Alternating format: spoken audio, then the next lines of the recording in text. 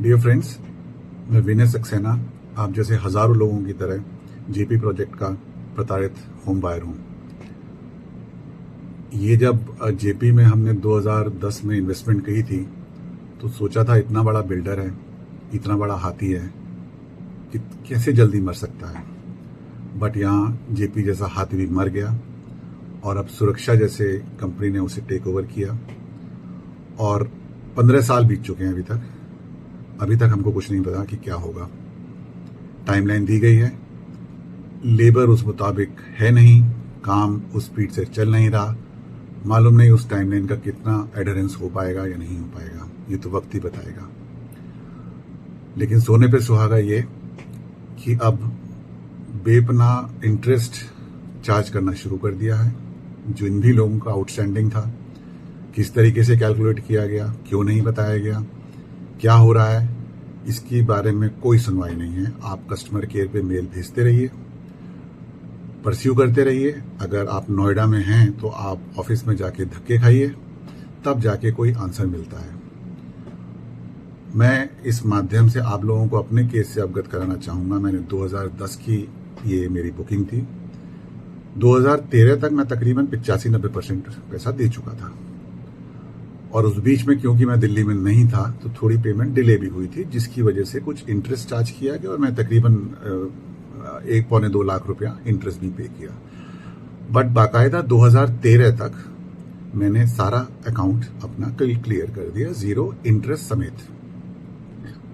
बात आई गई हो गई। हमने सोचा उसके बाद 2017 में आईआरपी का प्रोसेस शुरू हो गया। हमने सोचा हमारा तो पैसा जा ही चुका है, हमें तो कुछ देना नहीं है। जब लास्ट इंस्टॉलमेंट, जब लास्ट ड्यू आएगी तब हम चेक कर लेंगे। 2017 में जब हैंडओवर की बात शुरू हुई तब हमने एक स्टेटमेंट निकलवाई। उस वक्त हमारे एसओए में, स्टेटमेंट ऑफ अकाउंट्स में, तकरीबन 45,000 का डेबिट दिखाया गया। खैर उस वक्त माथापच्ची की, कोई आंसर नहीं मिला। आईआरपी प्रोसेस कंप्लीट हुआ, सुरक्षा ने टेक ओवर किया। पिछले साल तक, अगस्त 2024 तक फिर एक स्टेटमेंट ली गई, उसमें फिर वही 45,000 दिखाए गए कि आपके ड्यू हैं। हमने फिर चिट्ठी पत्री शुरू कर दी, फिर ईमेल पे सवाल पूछना शुरू कर दिया।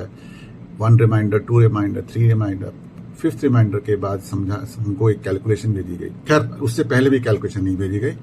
1 अप्रैल आ गया, 6 महीने के अंदर हमने दूसरी स्टेटमेंट मांगी। अब जो इंटरेस्ट अगस्त 2023 तक, 2024 तक 45,000 था, वो 1 अप्रैल को 7 लाख में कन्वर्ट हो जाता है।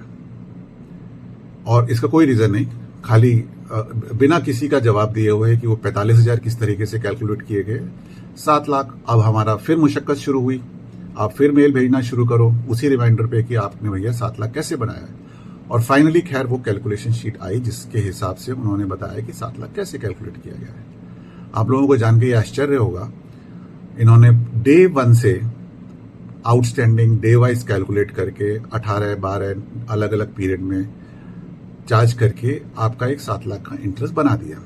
इस बीच में इनके सिस्टम्स भी माइग्रेट हुए। अब सवाल यह है कि जब मेरे जैसा आदमी जिसने इंटरेस्ट बीच में पे कर दिया था 2013 में, वो कहते हैं वो गलत कैलकुलेट हुआ था, जेपी ने गलत कैलकुलेट किया था। अब जो हम कैलकुलेट कर रहे हैं वो सही इंटरेस्ट है और वही इंटरेस्ट को उन्होंने एक्यूमुलेट करके ईयर ऑन ईयर करके 7,06,000 के करीब का इंटरेस्ट बना दिया। अब जब मैंने उनको डिमांड नोटिस दिखाया कि भैया आप लोगों ने जो डिमांड भेजी थी 2013 में, उसमें 25,000 इंटरेस्ट था, मैंने 25,000 पे कर दिया और नील कर दिया। उसके बावजूद भी कोई सुनवाई नहीं। उन्होंने कहा हमारे यहाँ कोई वेवर पॉलिसी नहीं है। आईआरपी पीरियड में आपने इंटरेस्ट क्यों चार्ज किया, इसकी कोई सुनवाई नहीं है। उन्होंने कहा आपका कोर्ट केस चल रहा है, उसका जो भी रिजल्ट आएगा हम बता दिया जाएगा।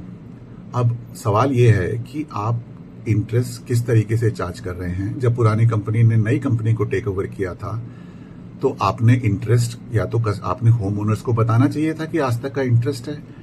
अकाउंटिंग का प्रिंसिपल ये कहता है कि आप हर साल अपनी इंटरेस्ट इनकम, अगर किसी ने डिले पेमेंट करी है, आप उसको डेबिट करोगे और अपनी इनकम में लोगे। आपने ऐसा कुछ नहीं किया। आपने किसी भी होम बायर के साथ प्रोएक्टिवली कोई आपने अपनी स्टेटमेंट ऑफ अकाउंट शेयर नहीं किया। आप जब कस्टमर मांगने आता है तब आप एसओए देते हो, अदरवाइज आप कहते हो कि जिस दिन आपकी ओनरशिप ट्रांसफर होगी, जब आपका फ्लैट बन जाएगा हम तब मांगेंगे। क्या इसको हाथ मरोड़ना की तकनीक नहीं मानी जाएगी? क्योंकि आपको मालूम है कि जब एक होम बायर सारे पैसे दे चुका है, उस वक्त मैं कुछ भी डिमांड करूं, इसको मुझे तो फ्रॉडलेंट एक्टिविटी और गुंडागर्दी के अलावा कुछ नहीं लगता। आप अगर रैशनल तरीके से आप बात करते हैं, आप अकाउंटिंग प्रिंसिपल्स फॉलो करते हैं, आप कस्टमर की प्रेफरेंस को कस्टमर को कम्युनिकेट करते हैं, मुझे नहीं लगता सबको मालूम है कि कितना पैसा कब देना था और कितना दिया गया, और आप लोगों की तरफ से कमिटमेंट्स कौन सी फॉलो हुई कौन सी नहीं हुई। मेरी आप सबसे गुजारिश है कि आप अपनी स्टेटमेंट ऑफ अकाउंट चेक कीजिए, उसकी वैलिडेशन को चेक कीजिए, उसमें अगर कोई इंटरेस्ट लगा है तो उसको चेक कीजिए, और अपने पुराने पेपर जितने भी हैं निकाल के जस्टिफाई कीजिए। जैसे मेरे केस में मुझे नजर आया, मेरा 45,000 का इंटरेस्ट जो 1 साल का था, जो भी अभी जिसके बारे में उन्होंने कोई एक्सप्लेनेशन नहीं दी, वो आज 7 लाख का खड़ा है और मैं अभी भी लड़ रहा हूं। और आखिरी स्टेटमेंट ये है, जब देखने कि हम उसको कुछ लिख के नहीं देंगे, ये सुरक्षा का स्टैंड है, आप आके एडजस्ट कर लीजिए। एडजस्ट का मतलब क्या है, वेवर का क्या मतलब है? वेवर तब दिया जाता है जब आपने कुछ गलत चार्ज किया हो, आपकी तरफ से कुछ गलती हो, हमारी तरफ से जब कस्टमर की तरफ से कोई गलती नहीं हुई है, तो आप किस चीज का वेवर देंगे? ये तो आपकी रॉन्ग कैलकुलेशन है इंटरेस्ट की, आप उसको करेक्ट कीजिए केस टू केस बैठ के। ये जो तरीका है ये बहुत ही गलत और फ्रॉडलेंट तरीका है मेरे हिसाब से, और इसके बारे में हम सबको, और मैं तो चाहूंगा कि हमको इसको एस्केलेट करना चाहिए। एक तो वैसे ही प्रोजेक्ट डिलीवर नहीं हो रहा है, ऊपर से आप अगर इसको पैसे और कमाने की तकनीक बना रहे हैं, तो ये बहुत गलत है और बहुत नाइंसाफी है होम बायर्स के साथ।